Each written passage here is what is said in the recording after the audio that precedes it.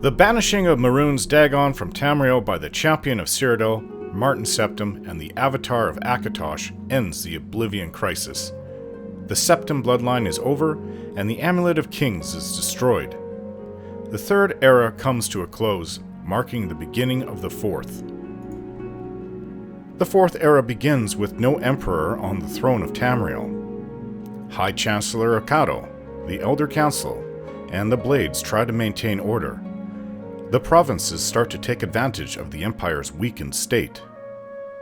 After the destruction of the Crystal Tower during the Oblivion Crisis, the Thalmor begin to rise in political power, having claimed credit for driving back the Daedra. They begin to purge opposition from the government.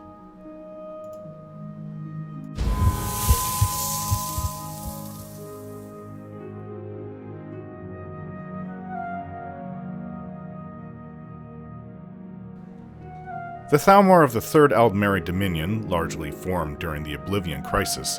Though they had always been a powerful faction within Somerset, they had always consisted of a minority voice. They were the syndicates of wizards who led boycotts on imperial goods in the Somerset Isles, and its members had started to worship the Daedra. During the Oblivion Crisis itself, Somerset was hit hard. In the final moments of the crisis, the Daedra had overrun the Crystal Tower, and before they could continue their rampage, the Oblivion Crisis had ended. In the confusion, the Thalmor came out and proclaimed themselves the ones to have ended the crisis. The Altmer of Somerset, desperately looking for a savior, thanked the Thalmor with open arms, providing the Thalmor with authority and power, while in reality, it was the effort of Martin Septim and the champion of Cyrodiil which ended the crisis. But the Thalmor certainly prevented the Isles from being overrun by the Daedric hordes.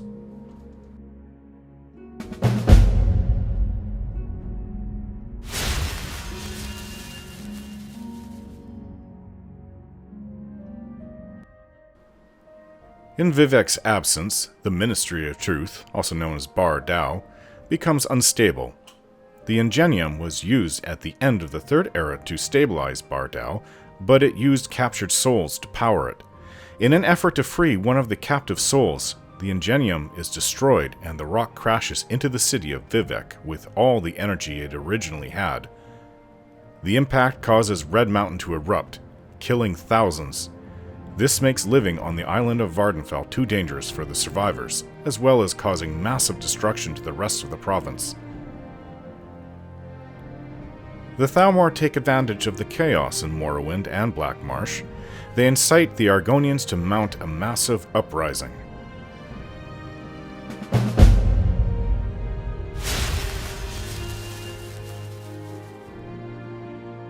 Black Marsh falls to the Argonians and the Empire is removed from power. Because of millennia of slave raiding by the Dunmer of Morrowind, in an event known as the Argonian Invasion, an army of Argonians moved north into Morrowind and sacked the city of Mournhold, resulting in the death of thousands, causing several refugees to flee across Tamriel, most notably Skyrim. Because of Red Mountain erupting, the Legion is unable to cross the border.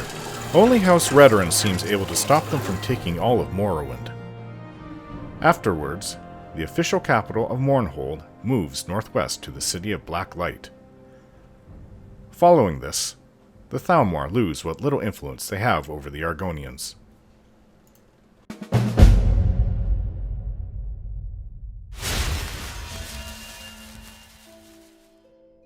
The High King of Skyrim gives the island of Solstheim to Morrowind in order to help the refugees from the province after the eruption of Red Mountain.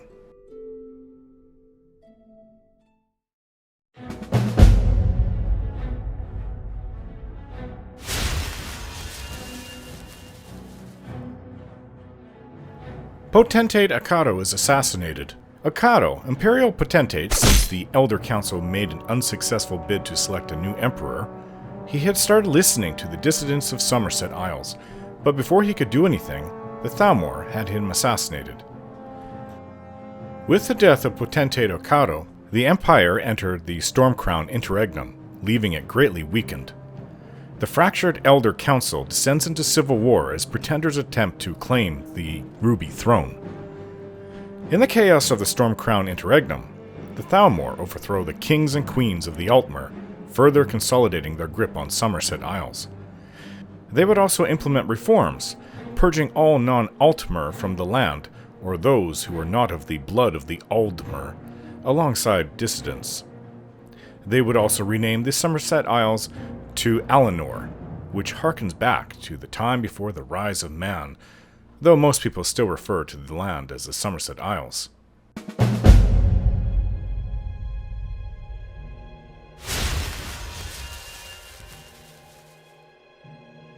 Seven years after the assassination of Chancellor Ocado, the Colovian warlord Titus Mede takes the imperial city by force with only 1,000 men, becoming the new emperor.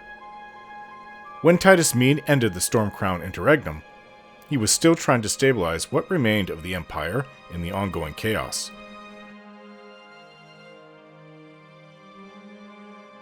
The Aldmeri Dominion is recreated after Alinor and Valenwood proclaim a union. The union comes about after a Thalmor-backed coup overthrows Valenwood's government. The Empire and his Bosmeri allies are caught off guard and defeated by Altmer forces that invaded Valenwood, supported by Bosmeri soldiers following the coup. By using a greater network of spies and being more mobile than their Imperial counterparts, the Thalmor and Bosmer were able to defeat the Imperial generals in Valenwood despite their smaller numbers. The Bosmer then made an alliance with the Thalmor, resulting in the Aldmeri Dominion being reborn. After this event, the Thalmor would sever all contact with the Empire for the next 70 years, giving the Thalmor the time to further consolidate their power within Valenwood and the Somerset Isles. In these years of silence, the Thalmor would also take part in trying to harm the Empire in other ways. They supplied a group of rebels in Skingrad known as the Natives, and also provided them with funds.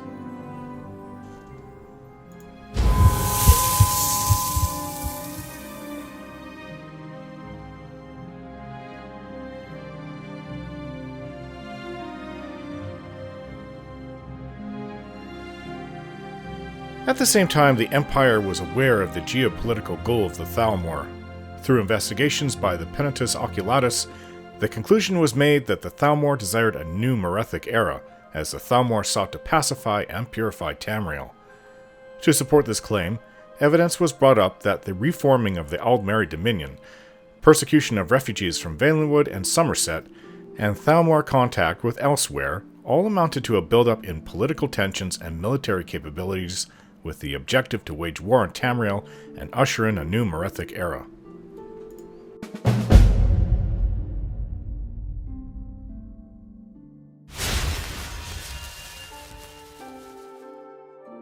A group of Altmer dissidents fleeing persecution from oppression of the Aldmeri Dominion take refuge in Sentinel in Hammerfell. However, a team of Thalmor agents attacks that night, resulting in both sides fighting with magical attacks. The Imperial Legion arrives shortly afterwards, but by then the Legionnaires find that the refuge quarter is already a smoking ruin. Other refugees would also be targeted by the Thalmor, though primarily Balfiera and Sentinel were targets of their attacks. On Balfiera, series of murders were attributed to the Thalmor. These were of mixed blood or those in contact with organizations which were considered to be unclean by the Thalmor. In Valenwood, the situation for dissidents was worse, with the Thalmor actively working against local rebels and having clear intelligence on the supply lines of those rebels by the Penitus Oculatus, often executing the rebels and occasionally managing to take down Penitus Oculatus agents.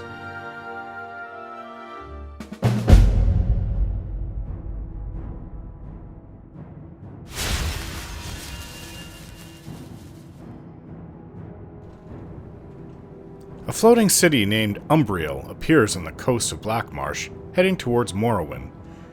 The city of Lilmoth, Blackmarsh, is destroyed in the process.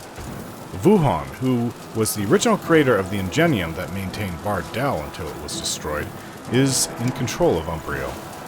He is here to collect souls for a second Ingenium. His new Ingenium is responsible for ripping souls from people below it on the surface. Umbriel razed everything in its path. The fallen men and women were then resurrected as zombies. This created a vast army of undead under the control of Vuhon.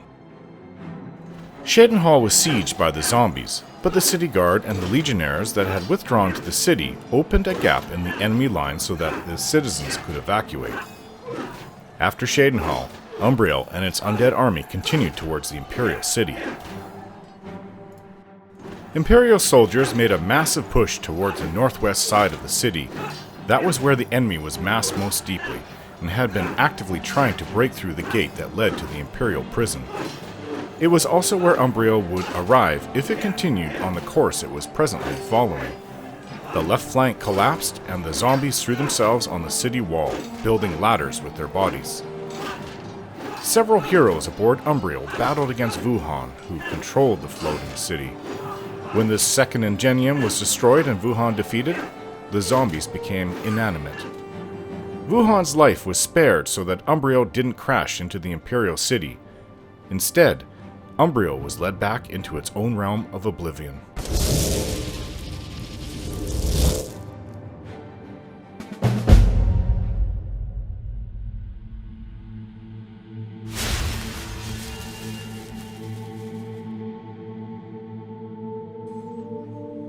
The two moons of Nirn, Master and Secunda, vanish.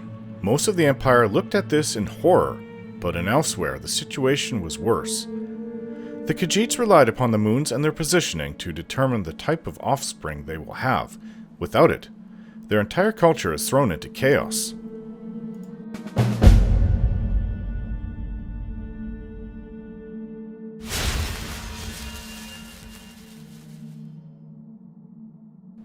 When the moons returned, the Thalmor proclaimed they had brought them back using previously unknown dawn magic.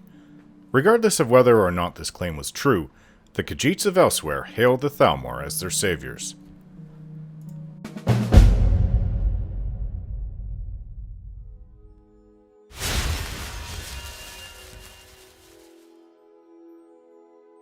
Artaeum is an island in the Somerset Isles southeast of Dust.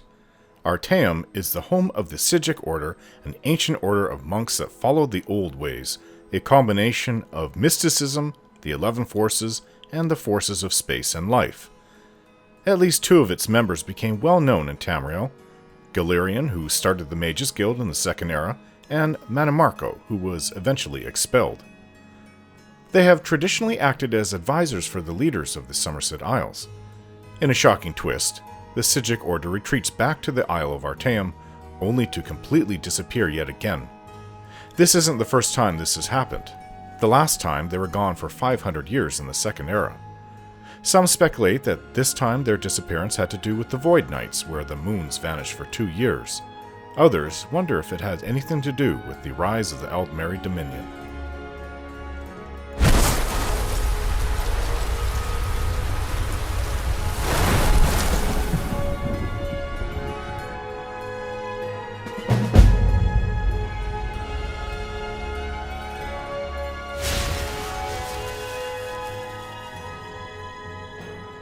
Imperial influence within the land had diminished enough that the Imperial forces could not respond effectively to the coup by the Khajiits, dissolving the Elsewhere Confederacy and returning the kingdoms of Anaquina and Palatine, both of which became client states to the Aldmeri Dominion.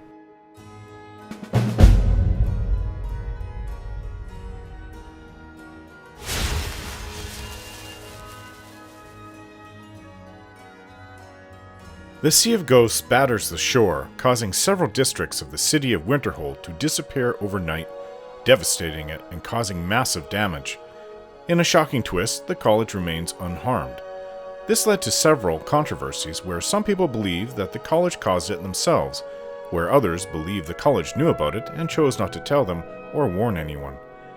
Other people, however, believe that the collapse may have been caused by the explosion of Red Mountain, claiming that there were many far-reaching consequences which could only be felt years later. Unfortunately, Winterhold never recovers, and the college's reputation was ruined for good.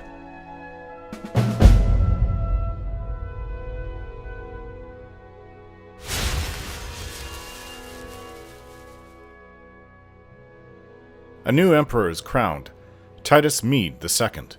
However, he ascends the throne at a dark time for the Empire. The Empire is now a shadow of its former glory. Valenwood and elsewhere have been ceded to the Thalmor.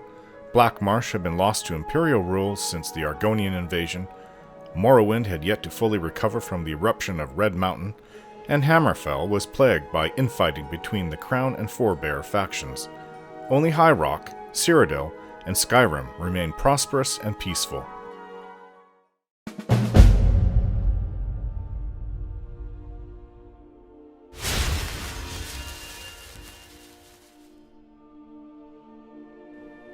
Before the Great War, the Thalmor and the Blades would find themselves at odds, with the Blades being involved in damaging operations, such as breaching a prison and an incident at Falinesti and Valenwood.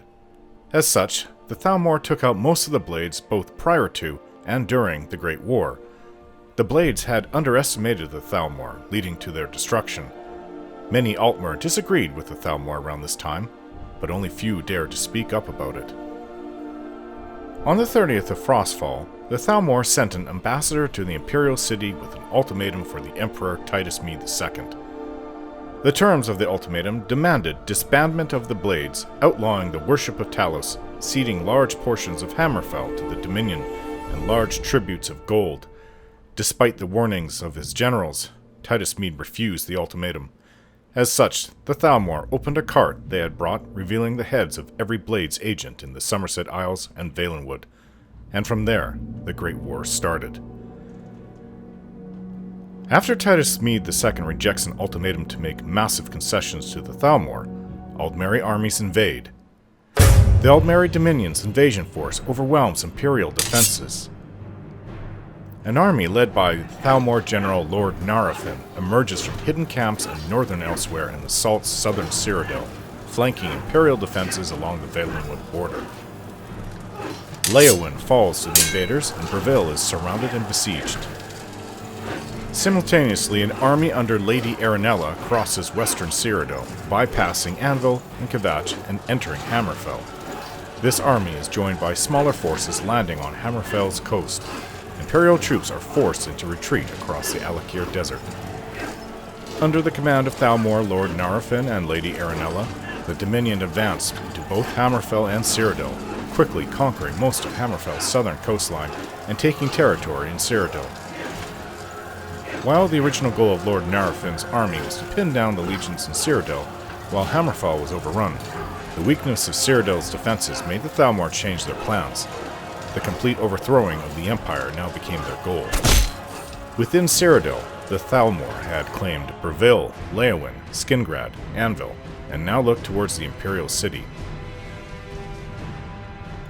Ulfric Stormcloak, the son of the Jarl of Windhelm, is captured by the Thalmor during the fighting, and manages to escape after being interrogated and fully investigated.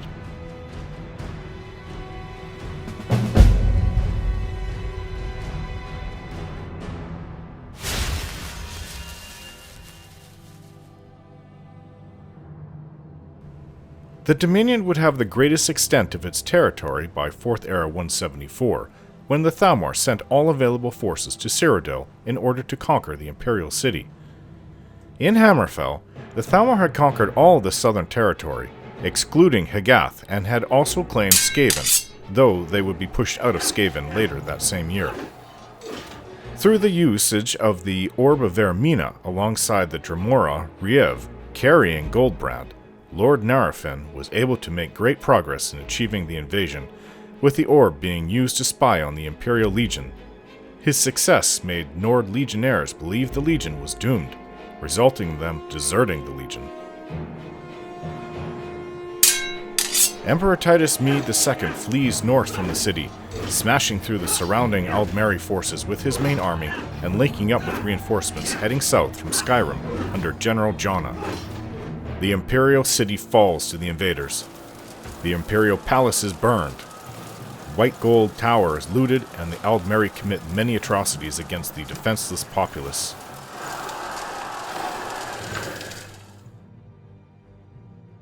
The Reach is subjected to what was later called the Forsworn Uprising. The native Breton people of the Reach, called the Reachmen, took this opportunity to seize control of the city. This was only possible as the Imperial Legionnaires stationed in Markarth were recalled to fight in Cyrodiil, leaving the city very vulnerable.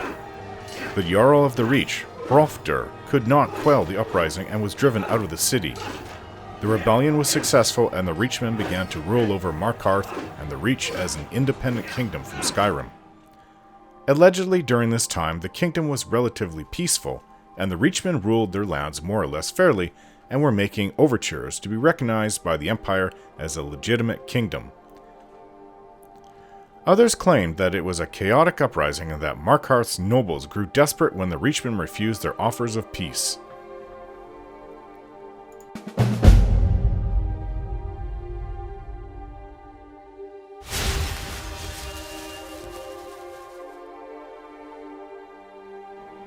After the sack of the Imperial City in 4th Era 174, the Aldmeri Dominion believed the Empire's surrender to be inevitable and close at hand.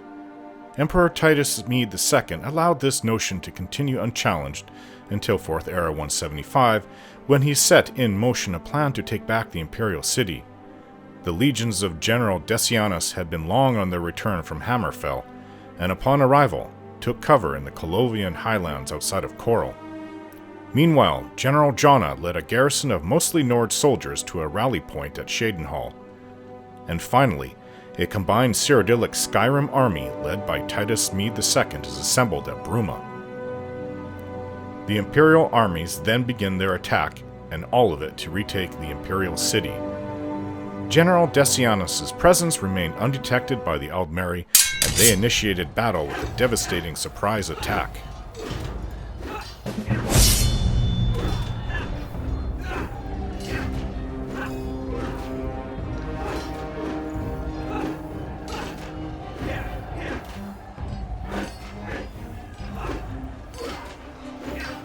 General Jonna's Nords fought their way along Red Ring Road in an assault lasting 2 days, the plan being to join with the forces of Decianus while the Emperor planned to lead a third army in full assault from the north.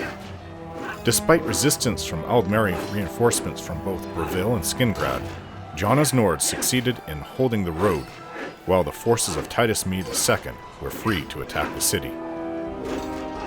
Meanwhile, in the Imperial City, Aldmeri Dominion forces had caused much destruction and had slaughtered thousands of its inhabitants from their pillaging and hatred of all things man. However, shortly before the battle, the Emperor was wounded by a group of assassins and was too weak to lead the attack. Realizing the importance of his presence at the battle, the Emperor charged an unknown hero with wearing his armor, who led the attack on the city, and few know that he wasn't actually the real Emperor. When the Aldmeri generals heard the Imperials were coming to retake the city, they laughed, as they were overconfident in their greater numbers. Despite that, Lord Narfin attempts to fulfill the culling prophecy, which would unleash hordes of Daedra, but ultimately failed when the outnumbered legion, led by whom nearly everyone believes is the Emperor Titus Mede II himself, succeeds in breaking through Aldmeri defenses.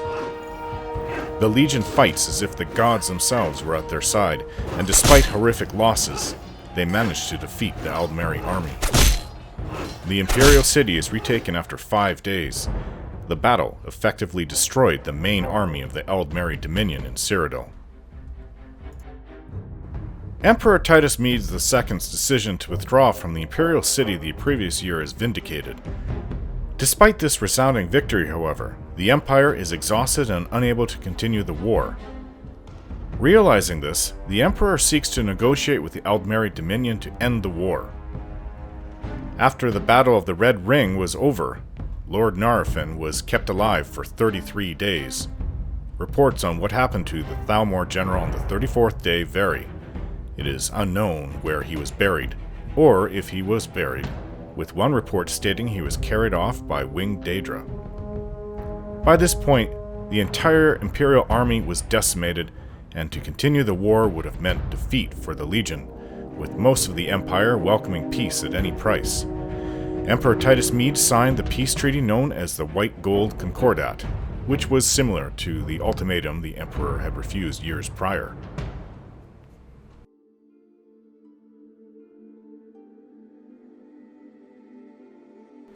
Hammerfell refuses the treaty of the White Gold Concordat, unwilling to give up so much of their territory, despite most of it already being conquered by the Dominion. As such, the Emperor was forced to renounce Hammerfell as an imperial province. The Redguards see this as a betrayal, and a lasting bitterness between Hammerfell and the Empire is sown to the delight of the Thalmor. The White Gold Concordat peace treaty terms outlawed the worship of Talos throughout the Empire, and ceded a large section of southern Hammerfell. Critics note that these terms are almost identical to the ultimatum that Titus Mede II rejected at the start of the war.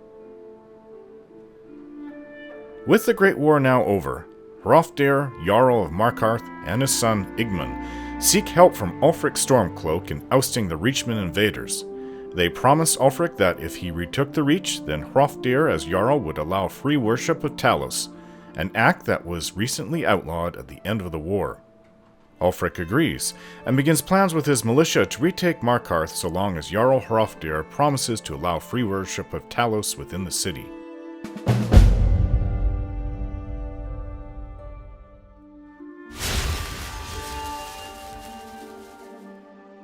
While the Great War within the Empire was over, it would continue for 5 more years in Hammerfell, and end when the Redguards managed to stop the Aldmeri advance and fight them to a standstill. The Second Treaty of Stras Mackay was signed, and the Thalmor withdrew their forces from the province, leaving southern Hammerfell devastated. With the Great War officially over, Hammerfell and the Empire were in an uneasy situation, as Hammerfell felt betrayed by the Empire when the White Gold Concordat was signed, yet acknowledged that only their combined forces could truly defeat the Dominion.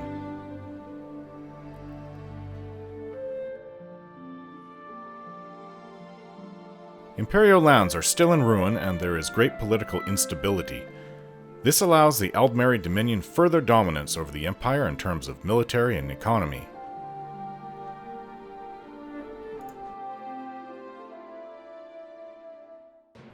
Ulfric marches his militia to the gates of Markarth and retakes the city from the native Reachmen using the power of his Thu'um. Many Reachmen are either executed or flee into the hills. The king of the Reachmen, Mandanach, is spared execution and thrown into Sidna Mine instead. The ban on Talos worship laid out in the White Gold Concordat has not been enforced by the Empire within Skyrim up until this point, as nobody paid attention to the ban and everyone still had their shrines of Talos. As such, it is seen by some as suspicious that Ulfric demands free Talos worship right now. After the city had been reclaimed, the Thalmor suddenly find out about the breaking of the Concordat and demand the arrest of Ulfric and his men. In Markarth, Jarl Hrolfdir keeps his promise to Ulfric for a time and allows free worship of Talos. When the Imperial Legion arrives to restore the rule of law, Ulfric allegedly refuses them entry into the city until they also agree that free worship of Talos would be allowed. With supposed chaos running through the streets of Markarth and the reports of deaths rising every day, the Empire has no choice but to grant Ulfric and his men their worship, thus jeopardizing the peace agreement with the Aldmeri Dominion. However, Igmund, son of Jarl Hrolfdir, implied that the Empire promised Ulfric free Talos worship from the very beginning, and simply hoped that the Dominion would not find out about it. When they do, they scapegoated Ulfric and his militia in order to avoid incrimination and to prevent a war. Jarl Hrolfdir turns on Ulfric and his men and aids the Empire in arresting them. Ulfric and his militia are expelled from the city and imprisoned shortly after. This betrayal leaves Ulfric bitter towards the Empire and is considered to be the initial conception of the Stormcloak Rebellion. Emperor Titus Mede II is forced to crack down on Talos worship and allows the Thalmor Justiciars to enforce the Concordat within Imperial land.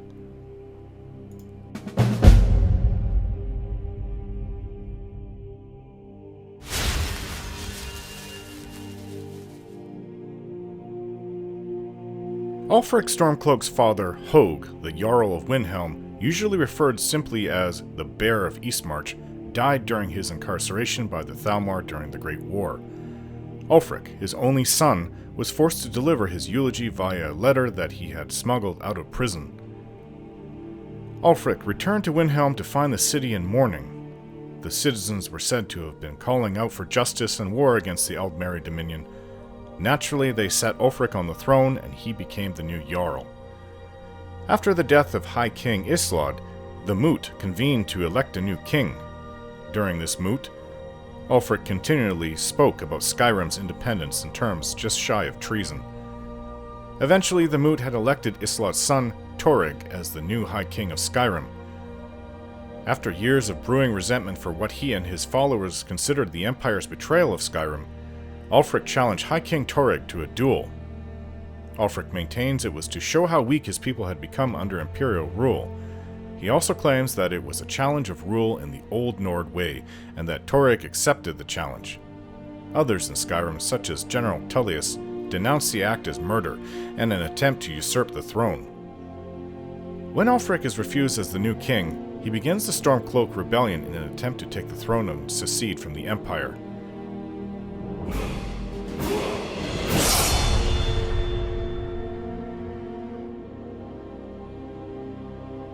In Last Seed, Ulfric is captured and sent to Helgen to be executed along with other rebels and 2 unrelated prisoners after a surprise ambush led by Imperial General Tullius.